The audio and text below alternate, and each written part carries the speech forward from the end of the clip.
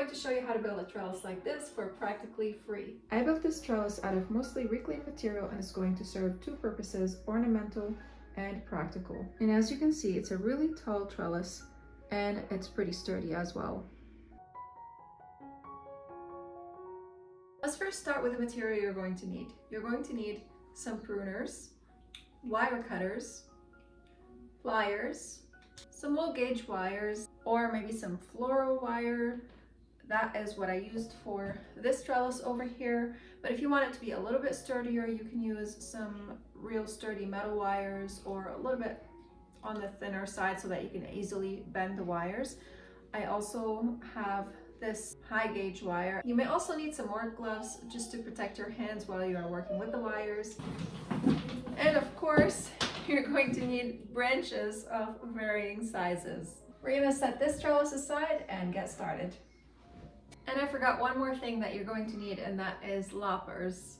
The first thing you're going to do is you want to gather some really tall branches. That is, of course, depending on how high you want your trellis to be.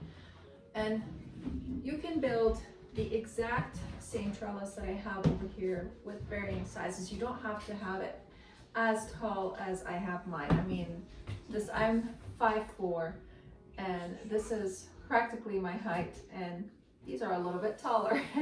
So I want to build two trellises that are going to mirror each other because I'm going to placing them in front of what is going to be our patio area. I have a honeysuckle that I'm going to have it climb over this trellis over here, and I'm going to use this one over here to have a clematis climb on it. And I think these would make a beautiful entrance to that area. You're going to be using things that you already probably have on hand. I pruned these branches off of our pear tree. So the year before that, I pruned the pear tree pretty severely, and it ended up shooting lots of water sprouts. And this year, all I pruned off of it were the water sprouts. And these water sprouts are, oops, make perfect specimen for a tall trellis like this. They're pretty sturdy, and they have a wide base at the bottom, if I'm able to show you. The one on this trellis over here actually have a wider base, as you can see right here. So if you don't have prunings from your trees, you can maybe walk around the neighborhood and see if anyone has some branches that they are willing to get rid of or give away if they maybe have pruned their trees and they toss them in the burn pile. And this is where these were. They were in the burn pile, but instead of just keeping them in the burn pile, I took them out of the burn pile and I decided to make something beautiful out of them. And you can also, if your state allows, go into the woods and see if there are any branches that have fallen on the ground, or maybe lightly prune some of the trees that need pruning, if your state allows. Don't go against the law. You can use branches from any trees. Some branches might be more pliable. These are, especially if they are fresh, are going to be more pliable than others, but you don't necessarily need them to be pliable. All you need them to do is just be straight, unless you are trying to bend the trellis in some form, maybe form it in a different shape than I did over here. So the first thing we are going to do, we want to make sure that these branches are all the same height, and then we're going to decide on a place where we are going to tie them at. Because I want these two trellises to be sort of symmetrical and almost identical, I want to measure to this trellis and see where I'm going to tie my wire, where I'm going to put my wire at to tie these branches together. So it's going to be right about here. But before I tie my wire, I like to sort of position the legs and what I think they're going to look like. I don't want them slipping, that's the thing. What I'm going to do is I'm going to take the wire and start wrapping it around the branches at first. You can use pliers for this, or just your fingers. Now the branches are going to try to escape from you, so just hold on to them.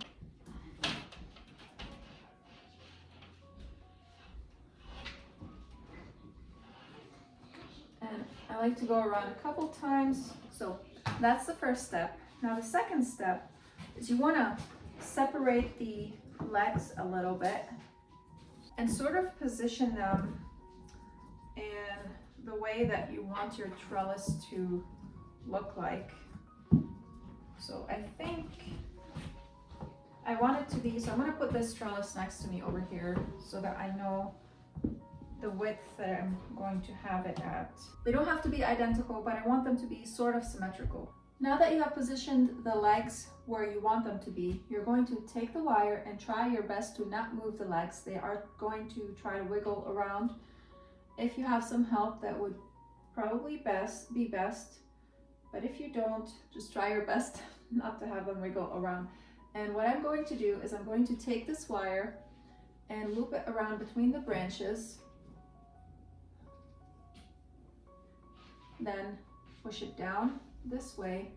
This wire is a little stronger than the wire that I used on that trellis, so has a higher gauge. Okay, legs are moving on me, so I just keep adjusting the legs to where I want them to be. So these branches are still going to move around after you twist the wire around them at the top, but you want to sort of get it to the position where they're going to be, because you can only have so much play with them after you're done twisting the wire. So by positioning them in the place where you sort of want them to be, that's going to help out tremendously. And when you're ready to build a trellis, it's going to be almost to the dimensions and positions where you have intended it to be. So we're just going to keep doing the same thing. We're just going to go between the branches, up and between different branches. We can manipulate the branches a little bit because these are fresh branches and they're young, so they still have some green in them and it's easy to bend them around. We're also going to go underneath. I don't know if you guys can see, so see I'm going underneath the teepee over here that we created with the trellis, and then between these two branches right here, this one and that one, so you can see right there. And then we're just going to go back up again, and that's going to help hold these branches tightly together, and they're not going to maneuver that much.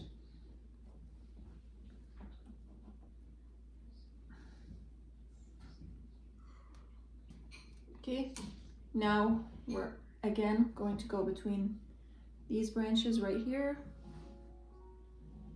I don't want to move it too much, but I'm trying to move it so that you guys can see. And then we're going to go back down again. Try our best to tighten it as much as we can without injuring the branches. This time I'm going to go around.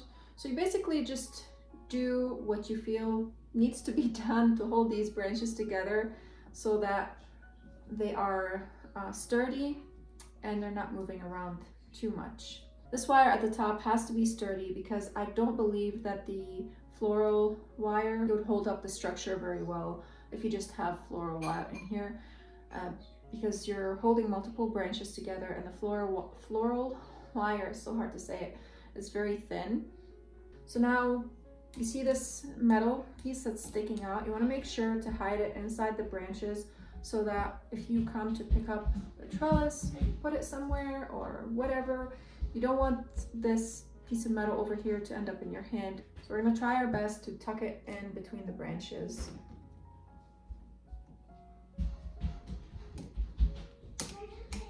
So now if I pick this up, you'll see it's holding its shape sort of, but I can still maneuver the branches a little bit, but this is pretty much where they're going to stay.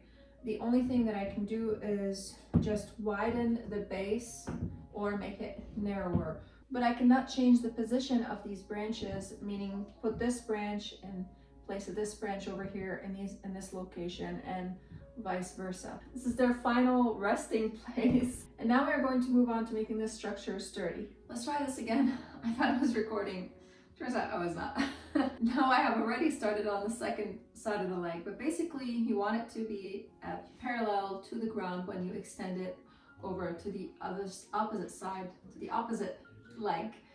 And you don't want to be super precise about it because this whole thing is pretty organic, it's very natural, and it kind of has this cottagey vibe to it. So I don't think you need to be super fussy about it because of that. If you want to be, that's totally fine. So I'm just doing the same process that we have already done on the first side of the leg and making sure it's super secure and the wire is super tight. Try your best to use the plastic over here, the whole wire handle thingy, so that you don't hurt yourself with the wire, because if you tug on the wire itself, you're probably going to hurt yourself with the wire, even though it is not that high gauge, but because it's super thin and you're going to be tugging pretty tightly, it will hurt you. We did one side, now we need to do all three sides. Just make sure that as you are measuring for the other sides, you're also paying close attention to the width of the leg, making sure they're going to stay open in the position that you want them to be. So now I'm going to do the same thing and measure in the same exact way, leaving this branch is going to be wider or longer than the width of the legs by about 1 inch on each side.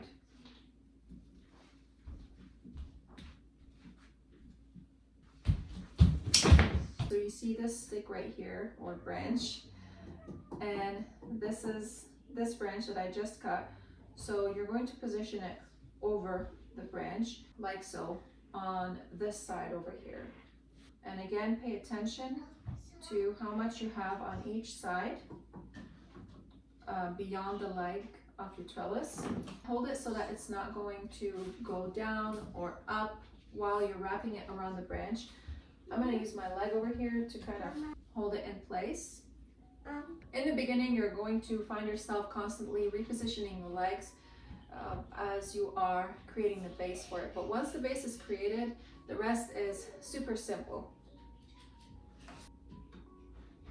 You want to make sure that you have wires going on the outside of the trellis leg and then wires going on the inside. To do that, to go on the inside, depending on which side you are of the trellis that is, you're gonna do one over the support branch over here and one under the support branch.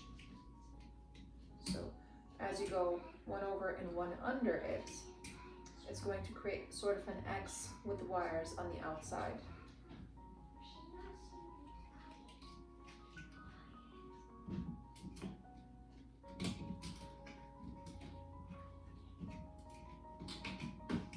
For the back of the trellis, you can measure this branch over here that you're going to cut to be the same length as the branch that you have already cut that is going to be symmetrical to it. So on the opposite side over here. So we can go over here and measure this branch. And again, you don't have to be precise. This is not rocket science. There we go. I'm trying to keep matching it with the trellis that I have already built. Looks like I may have to cut some of the legs up a little bit just to make it symmetrical, because one of them is higher than the rest.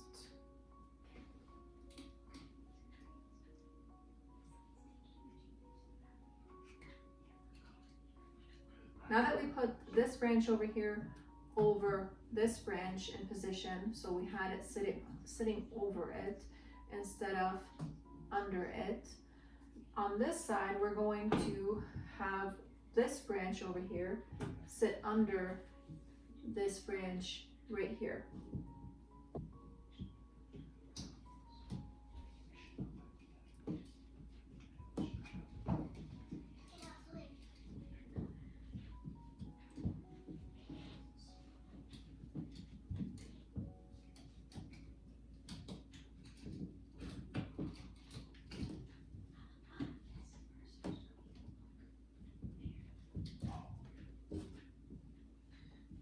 Now I'm going to do the same thing for this side over here because we still don't have any legs or support for the legs over here. And I'm going to measure the opposite side over here on this side and cut the same length piece of wood or branch. And you don't want these branches to be super thin, because if they are holding up some strong plant, like maybe a rose bush or something like that, you want them to be sturdy enough to be able to hold it up and not fall and crumble over the weight of the rose bush.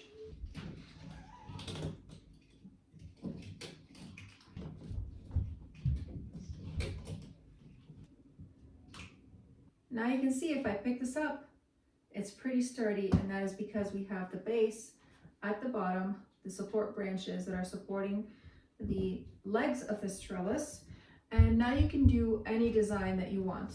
What I did with this trellis over here, you can see I have an X at the bottom and then a straight line, an X right over it, another straight line. You can see I messed up a little bit over here, but again, this is organic. It's all natural. And then I have just a whole bunch of straight lines, and you can see there's not much space between them, especially as you get closer to the top. This is about, I don't know, 6 inches. Some are 8 to 10 inches apart from each other. You can make these spaced out as wide as you want from each other or as close to each other as you want.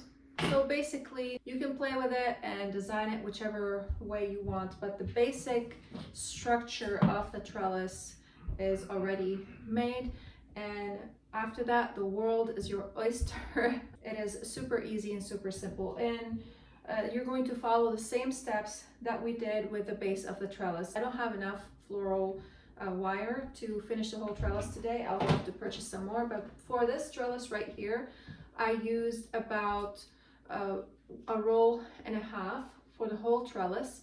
If you are putting more branches, more intricate design, you might need more than 1.5. Again, you could use a higher gauge wire instead of this if you are worried about it falling apart. Also, another thing that you might want to consider is that if you have high wind, which we do over here, you might want to put some sort of stakes at the bottom. So I was considering putting some post stakes at the bottom of the legs to secure them in the ground. So you'll need to screw these or nail them into the legs. If you also use thicker branches than I did over here, it's going to be a lot more sturdy, or it's going to be sturdier as well, and it's probably going to withstand the wind better. But just a few days ago the wind flipped over a table and ripped up a whole bunch of landscaping fabric that I had in the area where we're going to be putting these things. So we have pretty high wind occasionally over here. So just keep that in mind. And even if you are using thicker branches, I think it's a good idea to put the post stakes in them. It's probably easier to do that. I'm not sure if I can find narrow enough post stakes for my purposes over here. You don't have to necessarily measure it with this one. I did not measure anything, but I think if you do measure the legs as I have showed you a little bit earlier, you're going to have it very symmetrical. With this one, it's a little bit slightly contorted. One side is a little bit narrower than the other, and I think that is totally fine. It looks beautiful, I think. And also the top over here, let me show you what I did with the top. You can see the top here, I had some branches that were taller and some that were shorter, and I sort of tried to cut them to sort of an equal size. They're not all equal, and I think they look good this way. We're going to do the same to this one over here, and I want it to be about the same height as this one. So I'm going to guesstimate at about here, and we're just gonna cut these tips off. This is ugly over here, so I'm just gonna cut it, and this one's gonna be shorter, but that's totally fine. I think it gives it a little bit of character. So I could sit here and finish this, but I think you guys pretty much got the point. And you can even take some really bendable twigs, maybe some willow branches or something like that, and sort of weave them around the trellis. So instead of having branches that are connected with wires, you could sort of weave them around, and you could create any shape that you want with the same methods over here. If you want to create a square for your tomatoes to hold them up, just measure the branches first like we did with the legs. You're basically going to connect them to the legs first. You're not going to connect the top, and you're just going to do the same thing all around, and that would be your tomato trellis. So this method is super easy, super simple, and you can vary it in whatever shape and form you want it to look like. If you guys would like to watch some gardening videos, you can go ahead and click on this video over here.